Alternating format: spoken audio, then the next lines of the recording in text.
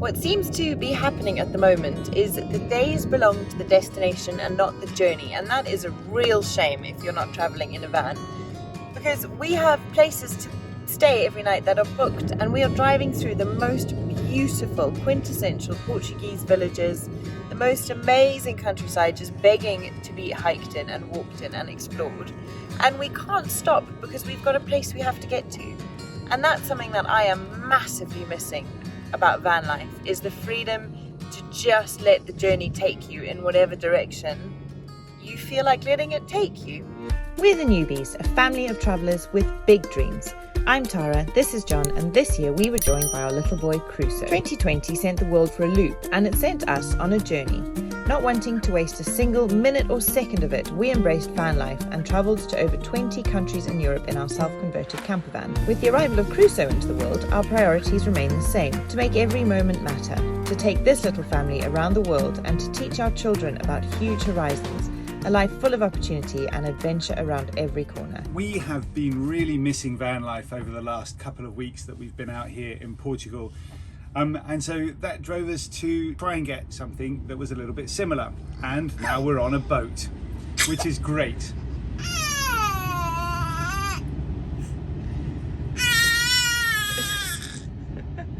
Crusoe's first lines on the Thenewbys.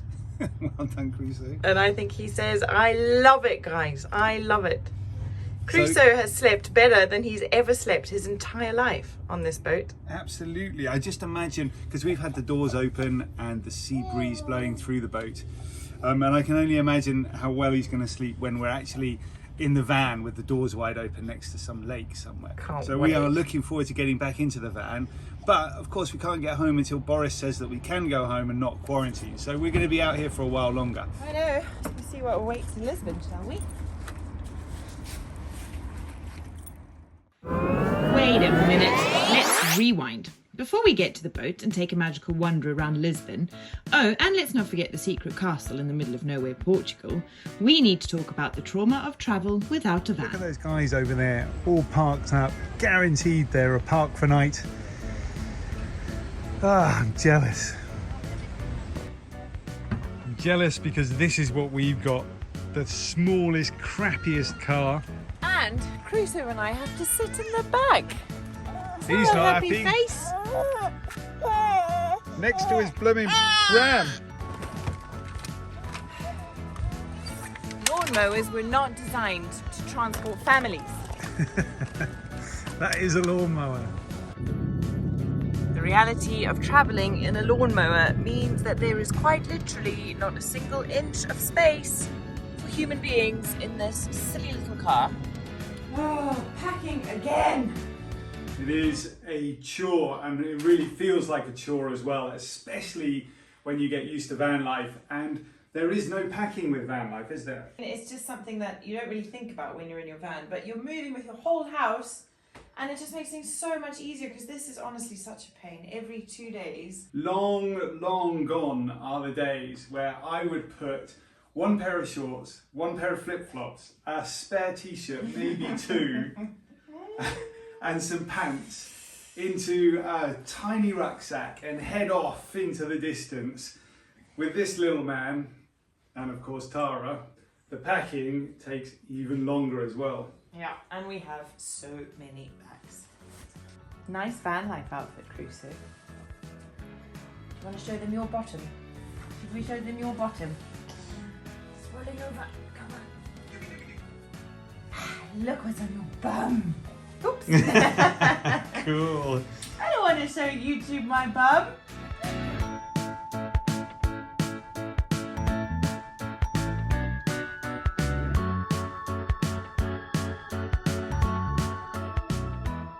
Also, worth talking about is the fridge. You know, you drive around with a fridge in your van and stuff is always cold, stuff is always in there, it's always packed. But we're staying in Airbnbs and occasionally you get a kitchen with the Airbnb, so you want to cook for yourself. So we have to unpack and repack the fridge every single time we come into one of these places.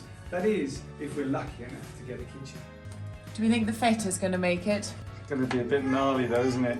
I'm going to think about the feta for a bit.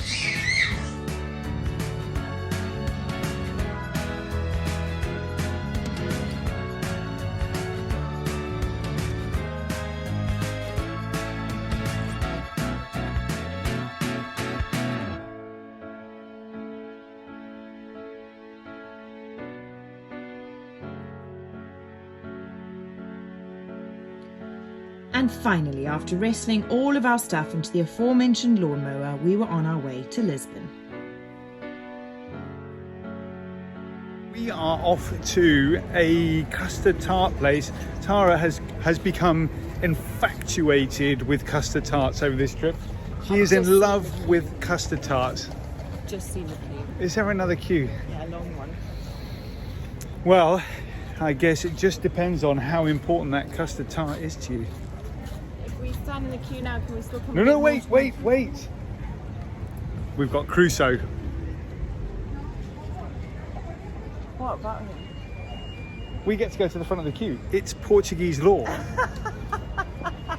It is. It's Portuguese law. Let's go and get that custard tart.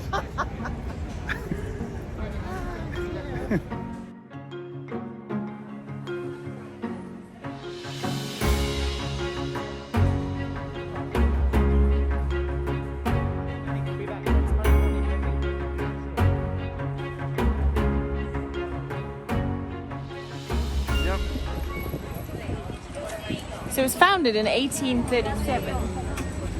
And the one thing I read claimed that this was where the pasta de nata, which is the custard tart, was invented. Here we go. Oh, they're warm. What's that? Icing sugar and cinnamon. You've got to eat them before the pigeon gets them. Circling like a shark.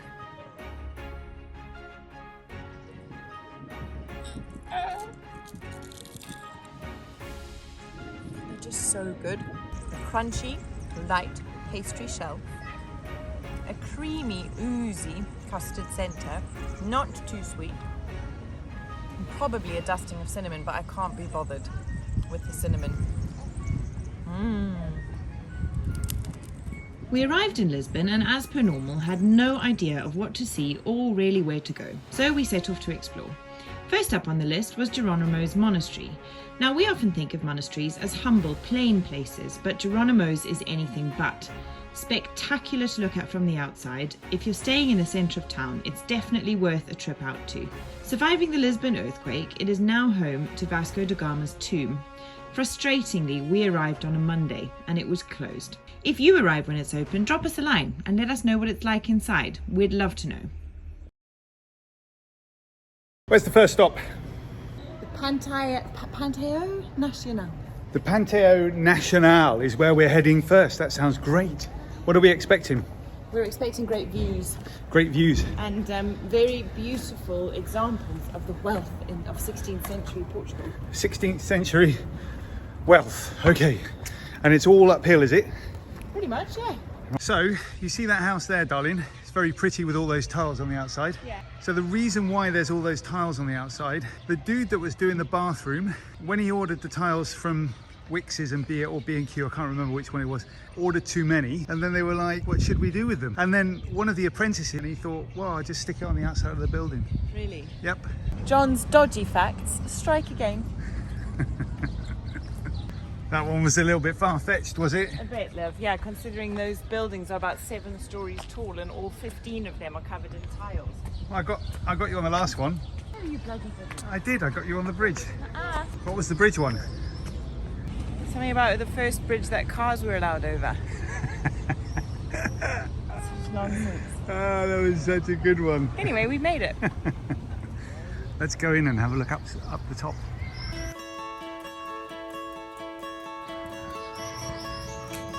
Look, love, they've got reduced rates for over 65s again.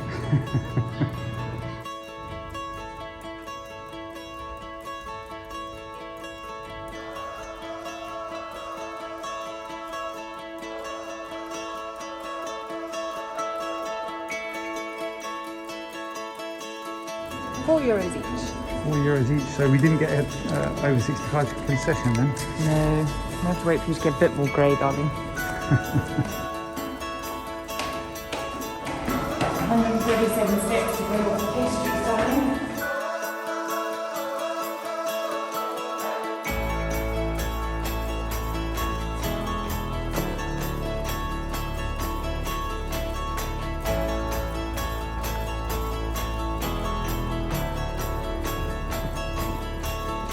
an alright view, isn't it?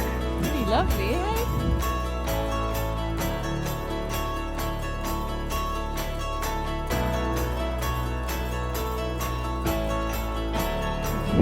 Really like Portugal. Me too.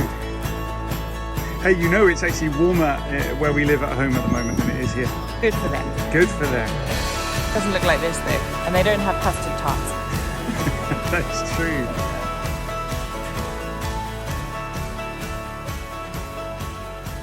Just saying, Lisbon doesn't look like a very hilly city from up here. Not particularly hilly anyway. I mean, you get a sense for the steepness that you can find yourself on sometimes.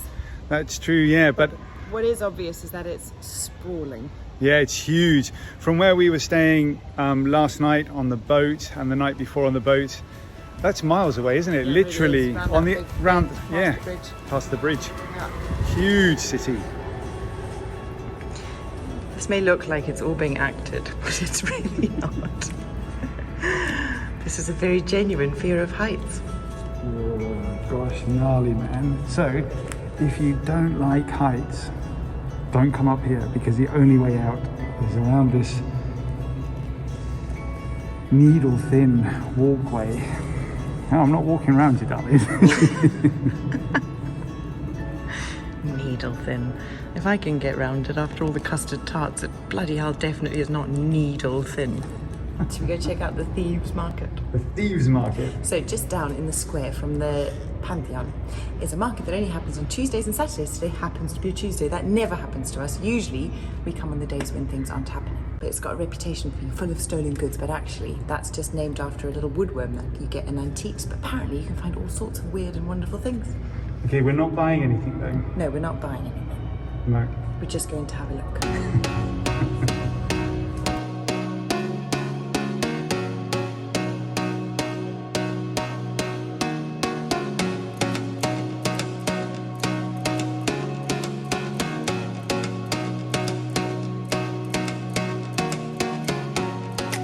Cool little market, that one. Wasn't that fun? I kind of wish I lived in Lisbon or had the van. Yeah, what I like about it is that, Serious treasures, huh? yeah, I liked the fact that it was priced normally, not for tourists. Yeah, exactly. It's great. John spied somebody selling a second-hand corn. I mean, hey, I'm finished with this. I know what I'll do. I'll go and sell it in the market. Having had a good giggle at the wares in the market, we set off around Lisbon, a city that genuinely sparks a smile around every eccentric corner. It's a truly brilliant place to have a wander around. Our second stop of the day was a church that quite literally took our breath away.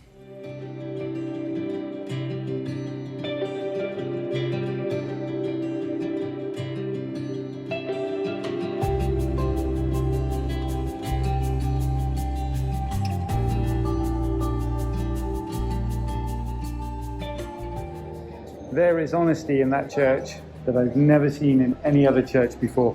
Extraordinary. Brilliant. So pleased we went there. Yeah. And easily missed on a trip. So we're lucky that we got in. Yeah, absolutely. The Church of St Dominic suffered incredible damage in the 1755 earthquake, but remarkably remained standing. It was then damaged by a devastating fire in 1956. Renovations since have repaired and replaced the roof, but kept the marks of both the earthquake and the fire clearly visible, and it's an extraordinary place to witness.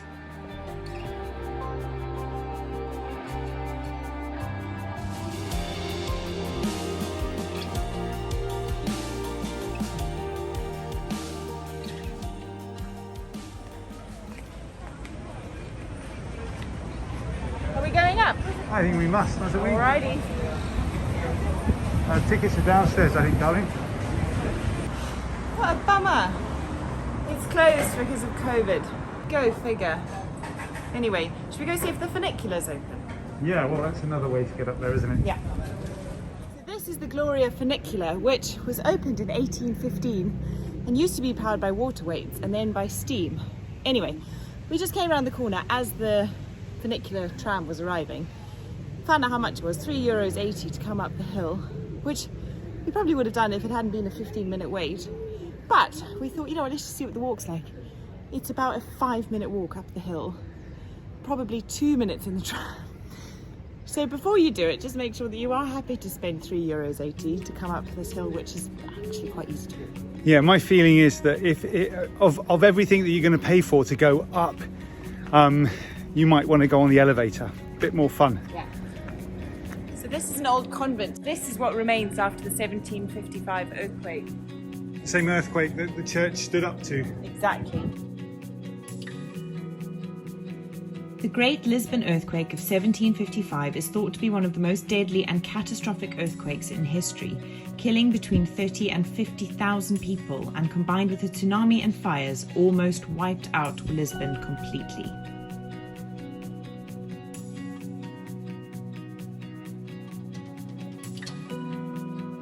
Our first day in Lisbon drew to a close, and we headed back to the boat for a peaceful evening on the water.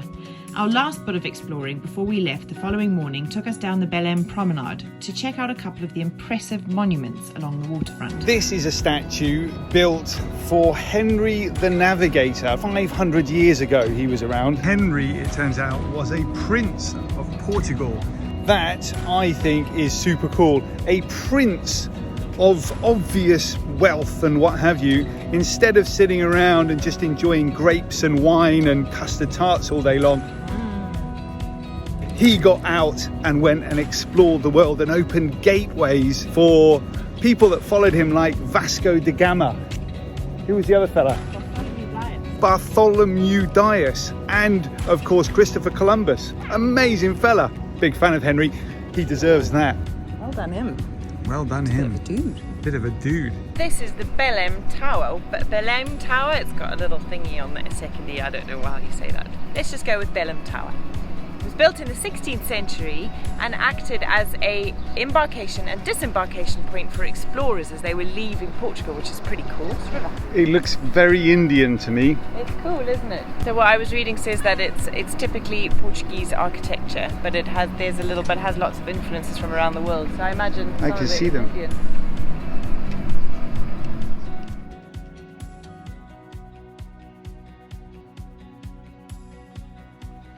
So it was goodbye to Lisbon, and out into the countryside we went, our happy place.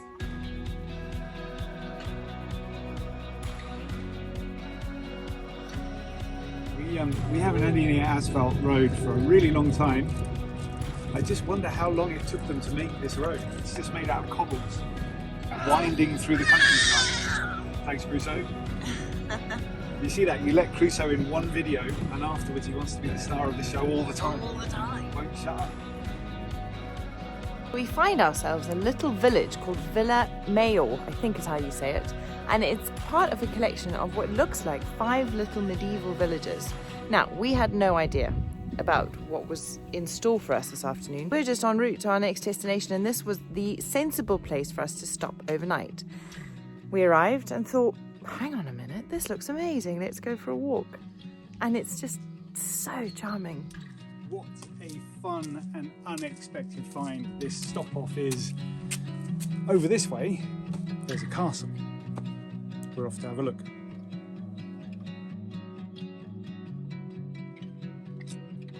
Look at how cool this place is.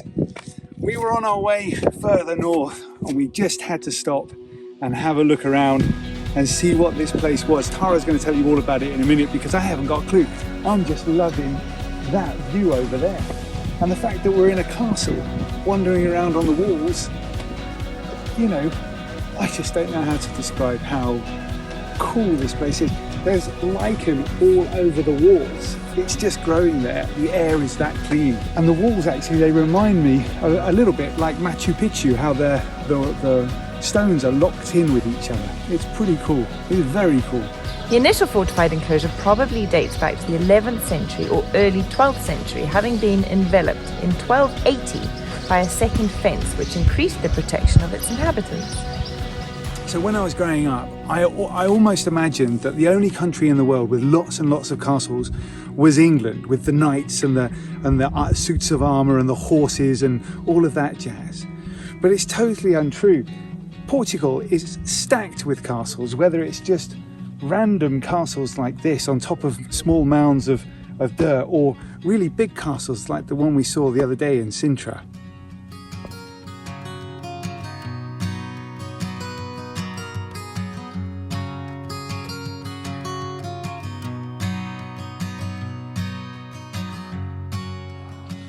Wowzers, we are at the end of another video. But wait a second, before you click away to a new screen, we want to say a huge thank you to you for watching and promise that more cool videos are on their way. So if you haven't already, please do subscribe, whack on those notifications, give us a thumbs up and leave us a comment.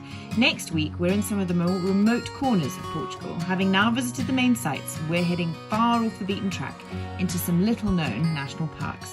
It's very exciting, and we'll see you next week.